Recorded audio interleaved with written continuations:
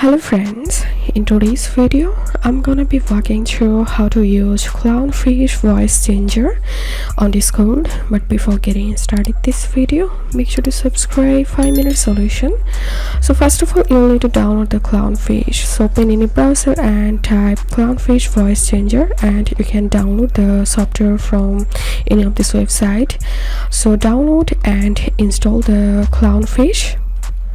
And now double click to open the Clownfish, and now open your Discord and go to user settings and open voice and video and click on input device, and here you want to select your default microphone.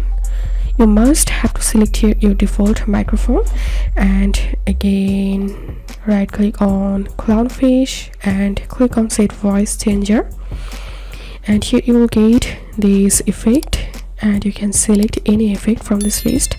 You can select page, follow page, so select effect. So